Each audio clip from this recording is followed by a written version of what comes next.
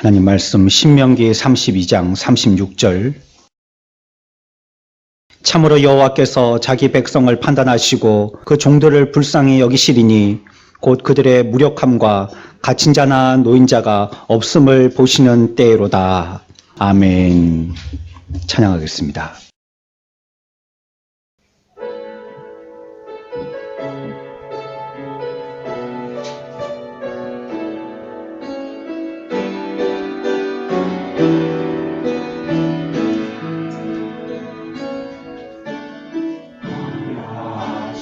않아도 정결하게 사는 삶, 가진 것이 적어도 감사하며 사는 삶, 내게 주신 작은 힘 나눠주며 사는 삶, 이것이 나의 삶의 행복이라오.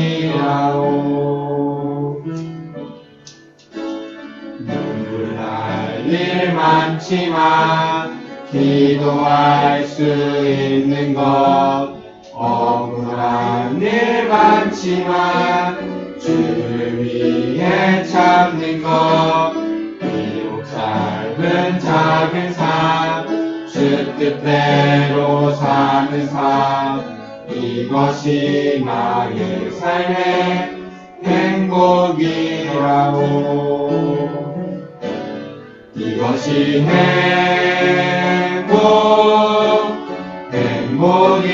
행복이라오. 세상을 알 수 없는 하나님 선물, 이것이 행복이라오. 하나님의 자녀로 살아가는 것, 이것이 행복이라오.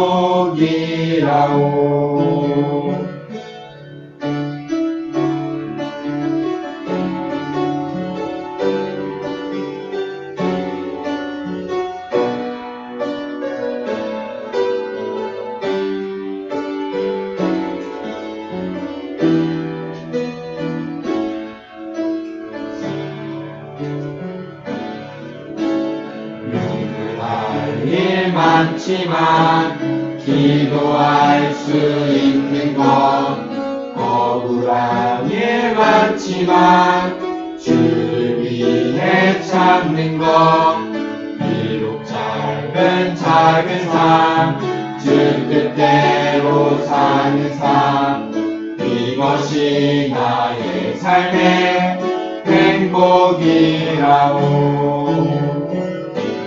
이것이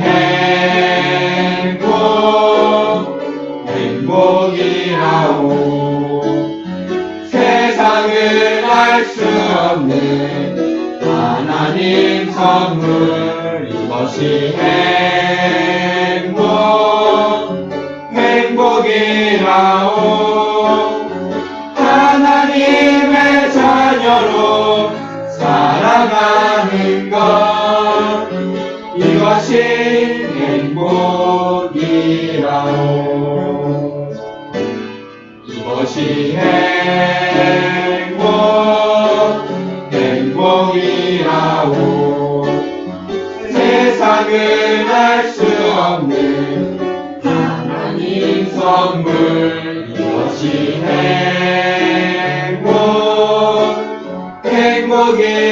행복이라오. 하나님의 자녀로 살아가는 것, 이것이 행복이라오.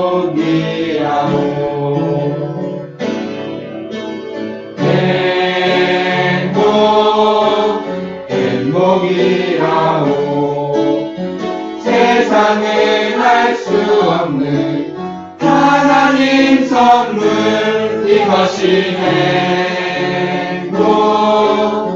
행복이라오.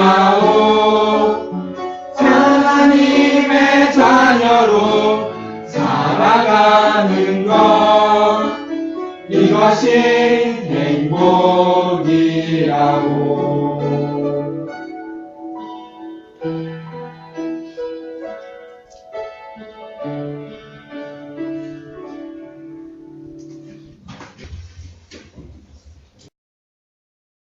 오늘 우리가 읽었던 말씀과 동일한 일이 우리의 삶 가운데서도 일어날 수 있습니다. 고통이 있을 수도 있고요. 또 우리에게 빈곤이 찾아올 수도 있습니다. 이러한 것들은 우리의 삶을 이전보다는 더 비참한 상태로 이끕니다. 하지만 차이가 있어요. 성공한 죄인들의 몰락하는 것과요. 하나님의 사랑하시는 자의 실패하는 것과는요. 그 의미에서는 현상은 똑같이 보일런지 모르겠지만 큰 차이를 나타냅니다. 사악함에 빠져 있는 자들은 어떻습니까? 영원한 나락으로 떨어지지만요. 의로운 사람들은 7번 넘어져도 다시 일어나는 하나님의 은혜들을 체험하게 되어집니다. 하나님께서 우리들에게 역전의 기회를 주시고요. 우리가 생각하지도 못했던 기사회생의 기회들을 허락하여 주십니다. 그것이 믿는 자와 믿지 아니하는 자의 차이입니다. 이와 같은 고통이 온다든지 빈곤이 온다 할지라도 그 가운데에서 낭망하지 않을 수가 있는 것입니다. 중국은 지난 몇 년 동안 자국의 기독교를 치밀하게 박해왔습니다. 지난 한 해만 약 1000명의 선교사들을 추방했습니다. 그 같은 기독교의 박해 정치는 지금도 계속되고 있습니다. 수찬성의 이른비 언약교회는요, 국가 권력 전복 선동죄로 모든 성도들을 죄의 누명으로 씌워버렸습니다. 그리고 담임 목사를 구속했습니다. 산시성의 황금등대교회는요, 허난성 차오베이 교회와 함께 건물 밑에 폭발물을 설치하고 교회 전체를 일순간에 폭파시켜버렸습니다. 신장 위구르 자치구 교회들은요, 중국 당국으로부터 끊임없는 괴롭힘을 오랫동안 당했습니다. 교회 종탑이 달려있는 채로 십자가를 그대로 불태워버렸습니다. 건물 벽면에 붙은 십자가들은 모두 뜯어서 마당 한 곳에 모아서 불태워버렸습니다. 교회를 강제로 폐쇄하고요. 오히려 성도들을 회유하여서 다른 종교를 믿으라고 협박하기까지 했습니다. 성경책은 모두 몰수당했고요. 기독교 신앙을 위한 서명서에 사인한 중국의 345명의 목사님들을 모두 체포해버렸습니다. 기독교 학교들은 전체 폐쇄되었고요. 신앙을 지키다가 감옥살이하게 된 성도들에게는요, 개인 변호사도 국선 변호사로 교체시켜버렸습니다. 중국은 오늘날 경제적인 성장을 이루어서 구체적인 입지를 공고히 하고 있습니다. 하지만 하나님께 대한 믿음의 사람들, 하나님이 세우신 교회들에 대한 그들의 핍박은 끊임없이 지금도 지속되고 있습니다. 하나님을 대적하는 그들의 형태를 반드시 갚으실 것입니다. 믿지 않는 자들에 대한 하나님의 경고는 이렇습니다. 신명기 32장 우리가 읽었던 36절 바로 위에 있는 35절의 말씀입니다. 그들이 실족할 그때에 내가 보복하리라. 그들의 환난 날이 가까우니 그들에게 닥칠 그 일이 속히 오리로다. 우리가 하나님의 공의를 원하는 것은 그들이 망하기를 기뻐하기 때문이 아닙니다. 하나님이 하나님의 말씀으로 신실하시기 때문입니다. 그래서 우리는 그 말씀을 붙들고 그와 같은 죄악됨에 대해서 하나님 앞에 탄원할 수 있는 것입니다. 그들이 쓴 것 같지만 그들의 세워짐은 곧 넘어짐이 될 것입니다. 이단자들과 자기를 우상으로 삼는 그 교회와 집단이나 국가나 체제는 반드시 허물어지게 되는 것입니다. 그게 성경의 말씀입니다. 성공한 악한 자는요, 자고하기가 쉽습니다. 성공하고 높아지고 부유해지고 유명해지지만요, 그걸 오히려 자기의 더욱더 큰 자랑거리로 삼습니다. 그래서 그 마음이 끊임없이 하나님 앞에 매를 맞지만 회개하고 돌아오지 않는 바로의 마음과 같은 강박한 마음으로 하나님께서는 내버려 두십니다. 자기 스스로가 올라와서 이곳까지 이르렀다고 상정상에서의 기쁨을 만끽합니다. 하지만 우리가 기억해야 할 것이 있습니다. 아래에 있는 위치보다 높이 있는 위치는요, 반드시 위험합니다. 위험의 여러 가지 물건들이 그곳에는 도사리고 있습니다. 하나님께서 이르시는 그들의 추락은요, 돌이킬 수 없을 것입니다. 완전히 산산조각 나서 부서질 때까지는요, 절벽에서 더 아래의 절벽으로 떨어뜨리실 거고, 아래에서 더 아래로 떨어뜨리실 것입니다. 우리도 이 한 주가 다 지나가기 전에 죽음을 기다리며 침대 위에 누워 있을 수 있습니다. 우리가 이제 주님 앞에 심판대에 서리라는 것을 짐작할 때쯤 되면 이미 우리의 육신에서 영혼은 떠나고 말 것입니다. 우리가 그때쯤이면 우리의 존재의 가치로 생각했던 세상의 모든 것들은요, 부질없는 것이라는 것을 그제서야 깨닫고 말 것입니다. 하나님은 오늘의 말씀과 같이 역전시키세요. 고난이나 환난을 통하여서 그 사람들을 위로하기도 하시지만요, 악한 자들에게는 하나님께서 그대로 갚아주신다라고 말씀하고 있습니다. 여기에 대하여서 오늘의 말씀을 세 부분으로 이해해 볼 수가 있겠습니다. 먼저는 교회를 향한 하나님의 약속입니다. 때때로 교회가요, 풍랑치는 바다 위에 떠 있는 것과 같은 위기를 맞을 때가 있습니다. 하지만 교회는 어떻습니까? 지속적으로 앞을 향하여 나아갑니다. 박해 시대는 아직까지 끝나지 않았습니다. 잔인한 적들의 공격이요, 성공하지 못하도록 교회를 끝없이 하나님의 약속 안에서 서가도록 하나님은 이끄셔 가시는 것입니다. 그런데 외부적인 박해보다도요,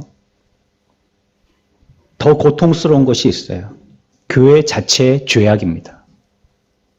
이것으로 말미암아 우리의 거룩함은 모두 잃어버리고 성도 수는 줄고 교회는 점점 더 침체되어져 가는 것입니다. 오늘날 교회 부흥이 가로막히고 있는 이유가 무엇 때문이라고 생각하십니까? 시대가 그래서 그럴까요? 그만큼 집에서 인터넷이나 TV로 예배드리는 사람들이 우리가 생각하는 사람들만큼이나 많기 때문에 출석하지 않은 것일까요? 우리의 죄악 때문입니다. 교회의 죄악 때문입니다. 세상은 교회를 반드시 반영하게 되어 있습니다. 세상이 어두워지고 빛을 잃은 것은 교회가 그렇기 때문입니다. 세상이 저와 같이 썩어 문드러지는 것은 교회가 그 맛을 잃었기 때문입니다. 이미 교회는 연약할 대로 연약해 있음에도 불구하고 교회 내에서 서로를 미워합니다. 또 시기하고 끊임없이 분열합니다. 그리고 자기들끼리 무리를 짓습니다. 연약하고 없는 자들은 외로운 신앙생활을 합니다. 어떤 방법으로도 깨어지면 안 되는 형제애가 있어야 할 교회임에도 불구하고 그리스도의 사랑 같은 것은 눈 닦고 찾아봐도 발견할 수 없습니다. 결국 그 교회는 하나님의 영이 떠나버리고 마는 것입니다.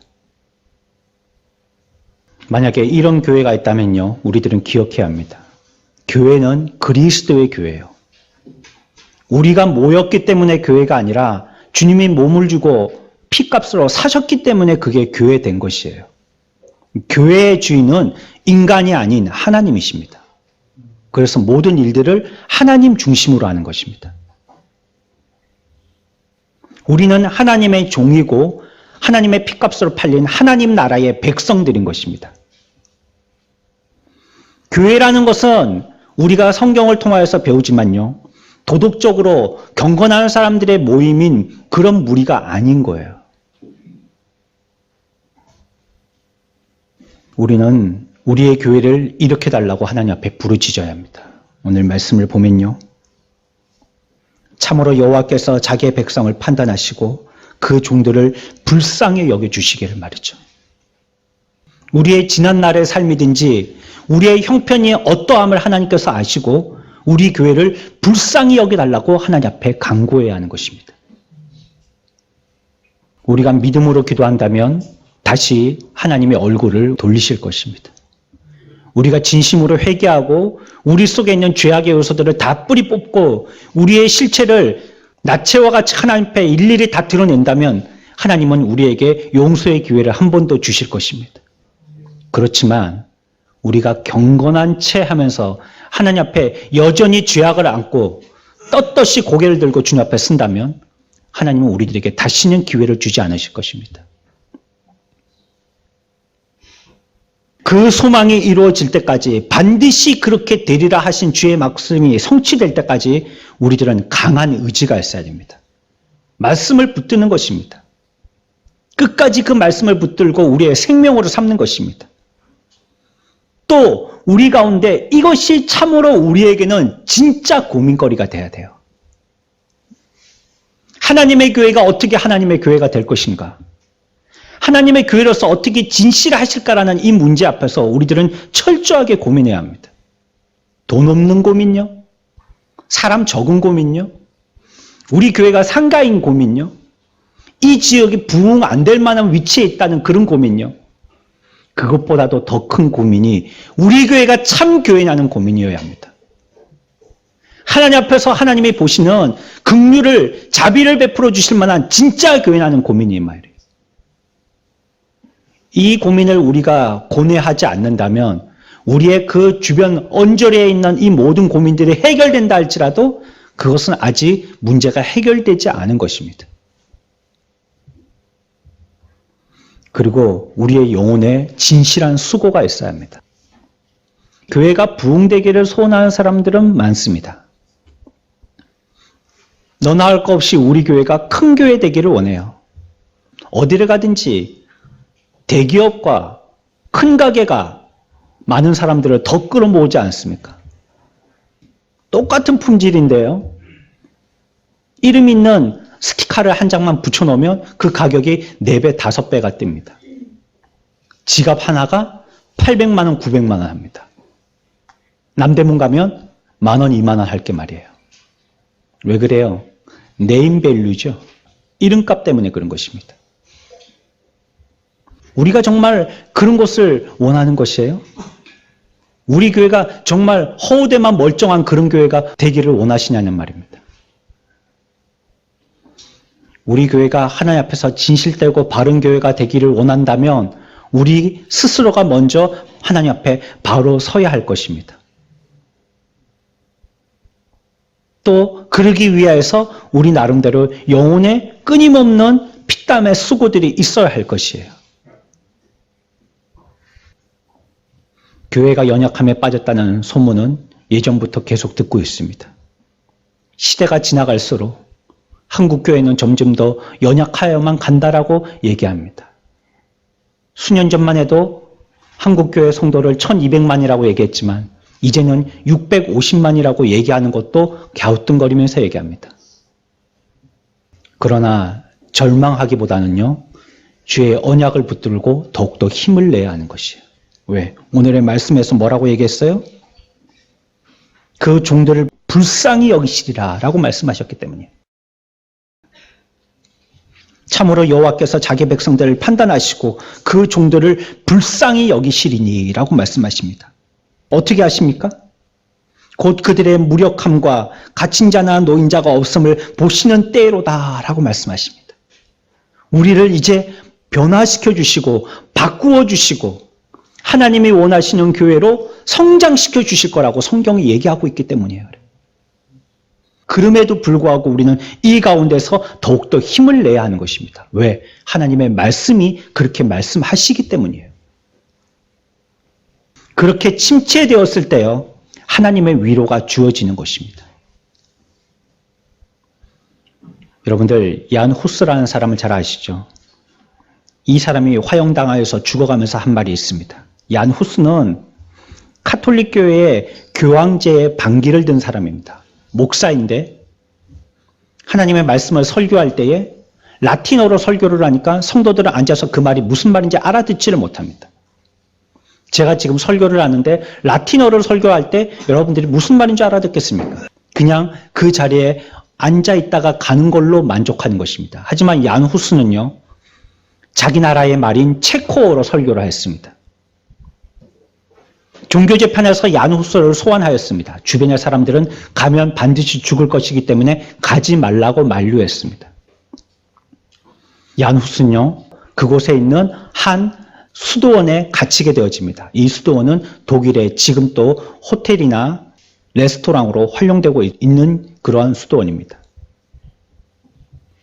낮에는 쉼 없이 걸어야만 했고요. 밤에는 벽에 묶여서 누워 잠을 잘 수도 없었습니다. 1415년 7월 16일 토요일 아침에 후스는 사형장으로 끌려 나오게 되어집니다. 입장을 반복하면 너의 목숨을 구할 수 있다라고 회유합니다. 얀 후스는 내 입장을 번복하면 하나님 앞에서 죄가 될 것이라면서 죽음을 순수히 받아들입니다. 후스의 머리카락은요, 면도칼로 동서남북 네 방향으로 깎였고요. 머리에는 꽃갈 모자가 씌워졌습니다. 그리고 거기에는 이단자의 두목이라는 글이 쓰여지게 되어집니다. 집과 장작 한가운데 나무 기둥이 세워지고 여기에 얀 후스가 묶였습니다. 그리고 후스가 화형당하기 직전 이런 말을 합니다. 너희는 지금 거위 한 마리를 불태워 죽인다.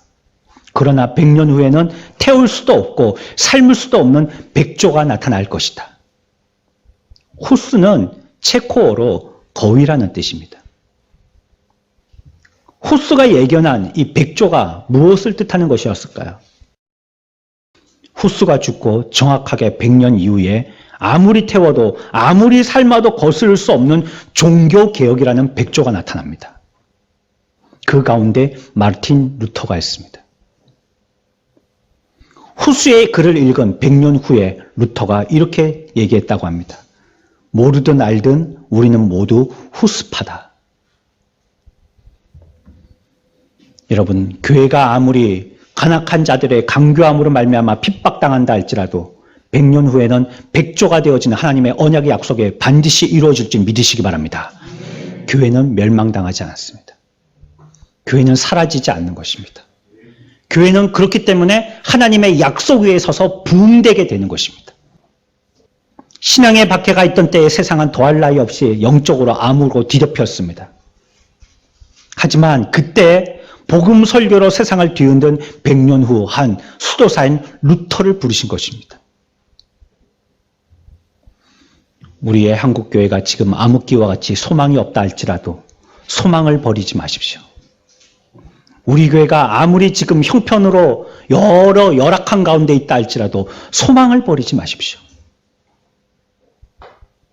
돈도 없고 백도 없고 형편도 안 좋고 상황도 안 좋고 시대적으로 안 좋고 모든 형편이 어렵고 힘들다 할지라도 우리는 소망을 버려서는 안 됩니다. 몇몇 사람만 남는다 할지라도 하나님께서 떠나가지 않은 그들을 붙들어서 새롭게 하나님의 일을 부흥시키실 것이기 때문입니다. 이것은 우리의 바람이 아니고 하나님의 작정이신 것입니다. 우리가 두 번째로 생각해 볼 상황은요, 환난 중에서 믿는 자에게 주신 말씀입니다. 하나님은요, 자기께서 섭리하신 대로요, 하나님의 백성들을 무력한 상황으로 인도해 가시기도 합니다. 하나님의 뜻이에요. 우리들을 무력하게 만드시는 것입니다. 우리가 아무리 애쓰고 힘써봐도 그 상황이 개선되지를 않는 것입니다. 그리고 세상에서 어떤 도움도 받지 못하는 형편에 있게 되는 것이에요. 성경 용어님 말씀합니다. 그들의 무력함과 갇힌 자나 노인자가 없음같이라고 얘기합니다. 친구라고 생각했던 사람이요, 오히려 나의 힘을 빼는 말을 합니다. 영적으로 불신앙의 얘기를 합니다. 마치 적처럼 말이에요. 꼭 욥이 그랬습니다. 친구들이 와서 그를 위로해 주는 것 같았지만 사실 대적하는 자들이나 징배 없었습니다. 그리고 더욱더 어려움에 처하게 되어졌죠. 하지만 우리가 깊은 시련 가운데 빠지게 되어지는 것들 중에서요, 좋지 않은 경우는요, 죄 때문에 그런 일들이 있게 되어질 때입니다. 알 수 없는 환난과 알 수 없는 핍박이 있을 때도 있지만 그때는 그것이 우리들에게 유익이 되어집니다. 무슨 이유인지 모르지만 선하고 의롭고 거룩하게 삶에도 불구하고 하나님이 우리들에게 주실 때는 그러한 삶이 우리들을 더욱더 정결하게 만들어 주어요. 하지만 우리의 죄악 때문에 어려워질 때 말이에요. 저와 여러분들이 죄를 지어서 그 죄로 말미암아 우리가 시련에 빠질 때 말이죠. 하나님께서 매를 대시는 겁니다. 그 매는 하나님의 손에 붙들린 매입니다. 우리가 할 수 있는 아무것도 없어집니다. 어떤 것도 할 수 없게 되어져요. 그때 어떻게 해야 합니까? 오늘 하나님이 말씀하시잖아요. 그때 하나님께 도망치지 말고 그분을 찾아가야 됩니다. 여러분들이 부모님과 좋지 않은 관계가 만들어졌습니다. 부모님이 매우 진노하셨어요. 그리고 우리한테 넌 나가라라고 얘기합니다. 그 자녀가 자녀의 도리를 한다면 부모의 말씀에 순종한다고 예 하면서 집 밖을 뛰쳐나가는 자가 돼야 되겠습니까? 정말 그 아이가 자기의 잘못을 깨닫고 부모의 사랑을 알았다면 나가라 할지라도 부모님께 나와서 용서해달라고 붙들어야 할 것입니다.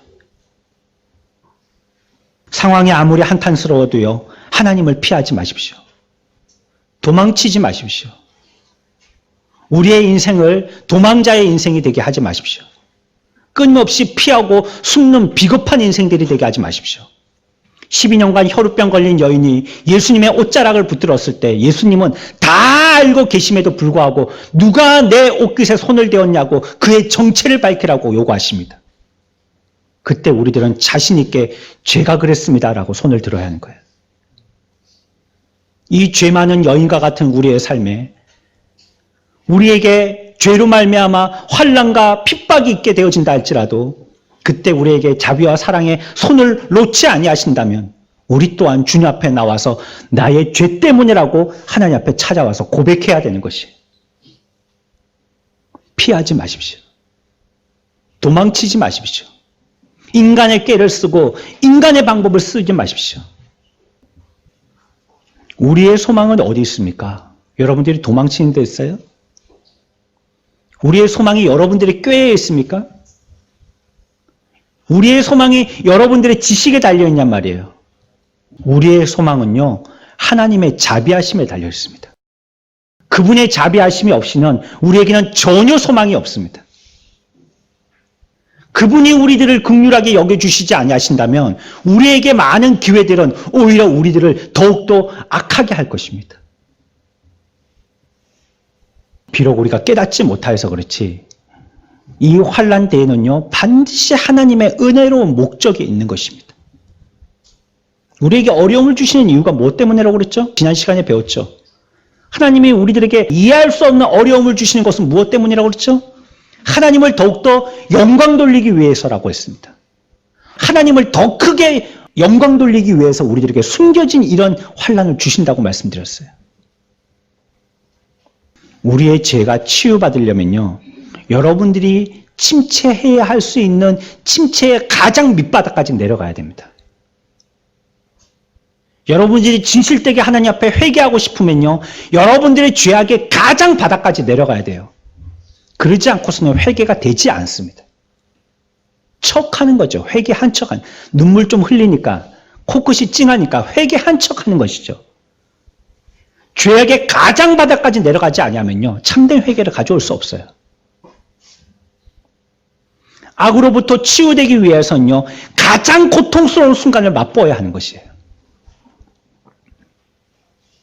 우리의 육신의 죄가, 우리의 육신의 병이 고쳐지기 위해서는요, 암세포 끝까지 칼이 가야 되는 거예요.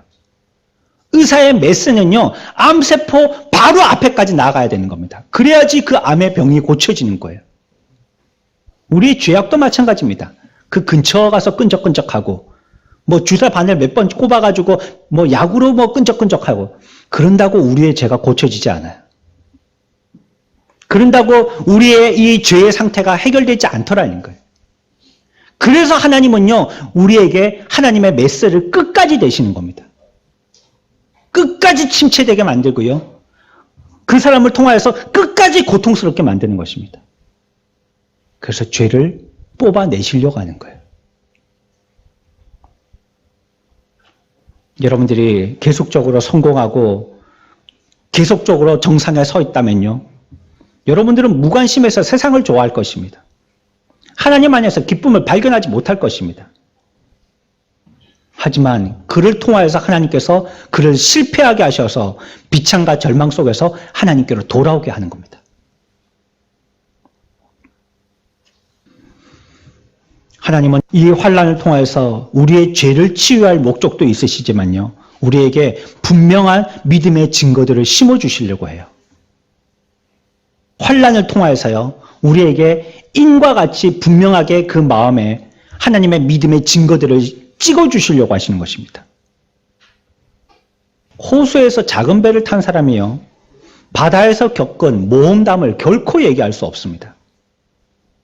오랜 항해에 대한 글을 쓰고 싶은 사람이요, 육지가 보이지 아니하는 망망대해 바닷가로 나가야지만 그 글을 쓸 수가 있는 것입니다. 잔잔한 바다의 파도뿐만이 아니라요, 큰 폭풍도 겪어봐야 되는 것입니다. 하나님께서는 여러분들에게 그런 경험들을 하게 하십니다. 그래야 해서 내 가운데 확실한 하나님의 살아계심의 믿음을, 증거들을 분명하게 우리의 마음 가운데 낙인 찍게 하시려고 하시는 것입니다. 그리고 그를 통해서 다른 사람을 위로하게 하시는 것입니다. 여러분들의 큰 환난과 핍박이 있었다면 여러분은 언제일지 모르지만 반드시 그 환난과 핍박을 다른 사람을 통하여서 위로해야 할 때가 있을 것입니다. 이거는 우리에게 주시는 선교육입니다. 미리 가르쳐 주시는 거예요. 이후에 다른 사람에게 전수하라고 말이죠. 하나님은 우리가 달콤한 세상에 취해서 죽게 하지 않으십니다. 그것처럼 우리에게 쓰디쓴 고통을 주시지만요, 그를 통하여서도 우리를 파괴하시지 않을 겁니다. 하나님의 섭리입니다. 여호와께서 자기 백성을 판단하시고 그 종들을 불쌍히 여기시리니 곧 그들의 무력함과 갇힌 자나 노인자가 없음을 보시는 때로다 라고 말씀하십니다. 하나님 앞에서, 하나님의 말씀 앞에 바르게 서게 되어진, 그러나 그러함에도 불구하고 어떤 이유 때문인지 환난 가운데 있게 되어진 우리들에게, 그럼으로써 하나님 앞에서 믿음으로 나아가려고 하는 그런 자들에게 확실하게 주시는 언약의 약속의 말씀인 것이에요. 시련 속에 있는 하나님의 자녀인 저와 여러분들, 가장 비참한 순간이라 할지라도 그 가운데서 절망하지 마십시오.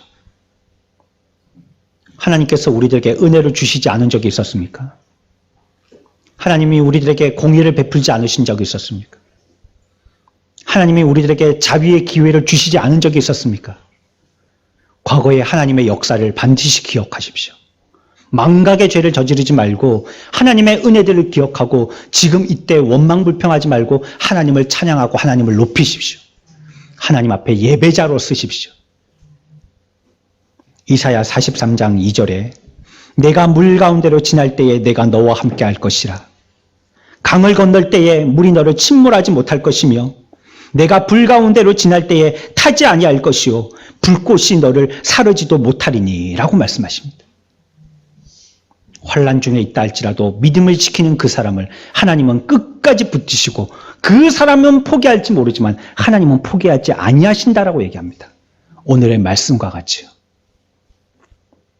세 번째, 이 말씀은요, 죄를 깨달은 죄인에게 적용할 수 있습니다. 환난 가운데 있는 믿음의 사람에게도 적용할 수 있고 환난 중에 있는 교회에도 적용할 수 있지만 죄를 깨달은 죄인에게도 적용할 수 있는 말씀이에요. 그리스도인이 되기를 바라는 사람이라면요, 이 사람은 이미 그리스도인입니다. 하지만 구원받기를 원하는 사람들이지만요, 우리에게 있는 이 끊임없는 끔찍한 죄의식 때문에 자유롭지 못합니다. 항상 그 죄의식에 사로잡혀서 두려워합니다. 자기를 생각할 때 선한 사람이라고 생각했지만요, 지금은 믿는 사람들과 같이 앉아있는 것조차도 부끄러워서 앉아있기를 힘들어합니다. 이전에는 하나님을 찬양하고 십자가에 못 박히신 그분이 나를 위해 죽었다라고 그를 주목하였었지만요, 거기까지뿐이었었죠. 이제는 그분을 바로 바라볼 수도 없고요. 구원받은 자라고 말하지도 못하는 형편에 이르게 되어졌습니다. 왜냐하면 자신에게 있는 이 끔찍한 죄를 발견했기 때문이에요. 내 속에 있는 이 죄가 나를 하나님 앞에 나는 참 그리스도인이라고 차마 말하지 못하게 하더라는 것입니다. 내가 그리스도인이 되는 것, 내가 참 주님의 제자가 되어지는 것은 정말 쉬운 것이라고 생각했습니다. 내가 노력하고 내가 공부하고 내가 힘쓰면 얼마든지 그 일은 가능할 것이라고 생각했습니다. 하지만 지금 우리의 형편은 주님의 힘이 아니면 한 발짝도 내 앞길을 걸어 찾아갈 수 없는 존재라고 우리에게 믿음을 주고 우리를 도와달라고 하나님 앞에 거지와 같은 손을 내밀어야 되는 형편에 이르게 되었습니다. 얼마 전까지는 우리는 모든 것을 내 힘으로 할 수 있다고 생각했지만요. 이제는 아무것도 할 수 없는 자라고 고백하게 되어집니다. 식사 때 양식을 주신 하나님께 감사했고 예배로 영광을 돌리고 내 일에 은혜를 주시기를 기도했지만요. 지금은 아무것도 하지 않고 있습니다. 이와 같이 우리의 연약함을 여러분들이 깨달았다면 그나마 잘한 것이에요. 우리들은 우리 속에 있는 이 고통스럽게 하게 하는 이 연약함에 대해서 더 많이 묵상해야 합니다. 더 많이 깨달아야 하는 것입니다. 그들의 무력함과 갇힌 자나 노인자가 없음을 보시는 때로다라는 말씀이요. 이것이 하나님이 우리들에게 들려주시는 음성으로 듣기까지 나가야 하는 거예요.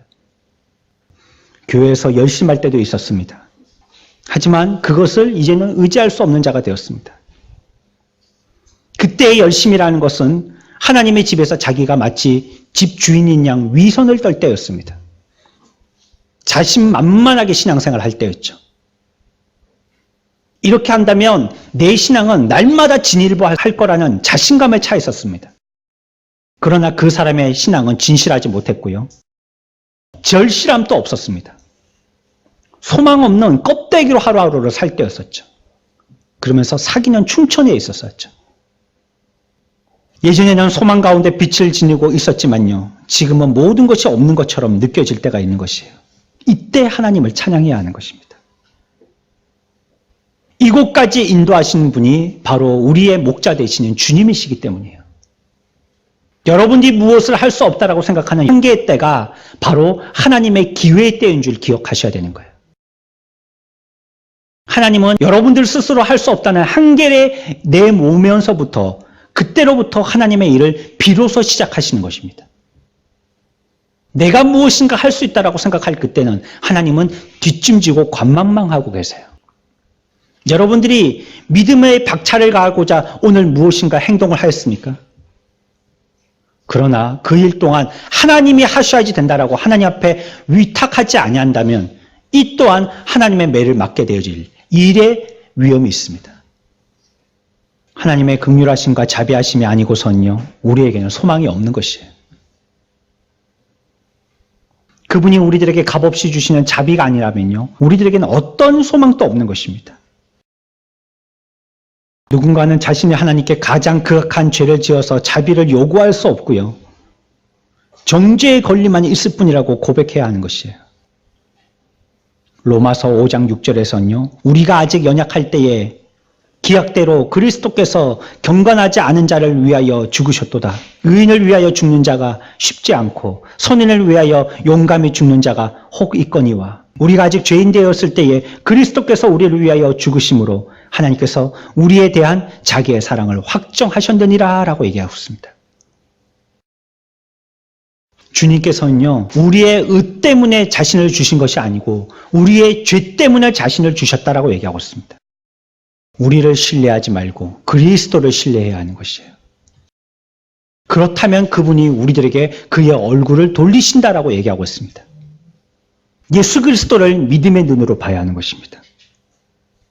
우리에게 아무리 죄가 많다 할지라도요 사함을 받았다라고 성경은 우리들에게 이미 말씀하여 주셨습니다. 자기의 이름을 위하여서 이것을 우리들에게 허락하셨다라고 얘기하고 있습니다. 그래서 성경은 우리들에게 여호와께서 자기의 백성을 판단하시고 그 종들을 불쌍히 여기시리니라고 얘기하고 있는 것입니다. 이 시대를 살고 있는 저와 여러분들, 우리들에게는 여러 가지 어려움들, 여러 가지 환란의 환경들을 접하게 되어집니다. 그것이 혹 우리의 죄 때문이라 할지라도요, 하나님께 우리가 자비를 구하고 긍휼을 베풀어 주시기를 주님 앞에 나와서 고개를 조아린다면 하나님께서 다시 우리들에게 이와 같은 은혜의 기회를 주신다는 것입니다. 어떤 자에게요? 교회에 주신다는 거예요. 또 어떤 자에게요? 죄를 깨달은 자에게 그런 은혜를 우리들에게 허락하여 주신다는 것입니다. 자기가 이를 통하여서 환난 중에서 하나님의 말씀을 끝까지 믿겠다라고 붙든 자들에게요, 그런 기회를 주시겠다는 것입니다. 우리에게 가장 큰 문제는 무엇입니까? 하나님의 긍휼과 자비에 대해서 믿고 의지하지 않는 것입니다. 하나님이 그렇게 소생시켜 주시리라는 하나님의 약속을 붙들지 않는 것입니다. 자기 스스로 해결하려고 하기 때문입니다. 하나님 앞에 돌이켜 주시기를 바라는 믿음의 태도를 보이지 않는 것입니다. 만약에 이 문제가 그대로 상존해져 있다면 하나님이 우리들을 구원시키실 놀라운 계획은 시도되지 않을 것입니다. 우리가 이러한 상황을 알고 다시 한번 긍휼을 베풀어 주시기를 하나님 앞에 고개를 숙일 때에, 우리의 무릎 가운데에 머리를 조아릴 때에, 그때부터 하나님의 역사는 일어나는 것입니다. 우리의 부흥은 무엇에서부터 시작해야 하는 것입니까? 교회와 개인의 부흥이 어디에서부터 시작돼야 되는 것입니까? 우리에게 이러한 믿음의 마음가짐과 행위들이 없이는요, 우리의 신발 뒷굽이 다 닳도록 열심히 전도하러 나간다 할지라도 하나님은 여전히 우리에게 대한 마음은 싸늘하실 것입니다. 그분이 우리들에게 긍휼을 베풀어 주시기를, 오늘 우리들에게 말씀하신 것과 같이 불쌍히 여겨 주시기를, 그 마음이 드실 때까지 우리의 삶을 주님 앞에 내어 맡겨야 하는 것입니다. 이 시대를 살고 있는 저와 여러분들, 우리가 이런 자들이 되기를 축원합니다. 우리 교회가 이런 교회가 되기를 축원합니다. 하나님이 우리들에게 기회를 주신다면, 하나님이 우리들에게 깨닫게 하여 주시는 은혜를 주신다면 그 기회를 선용하는 자들, 내 삶이 어떠한 삶인지 하나님 앞에 고백하는 자들, 그를 통해서 약속하신 바가 우리의 삶을 통해서 구체적으로 실현되어져 가는 저와 여러분들의 살아있는 믿음의 삶들이 되시기를 축원합니다.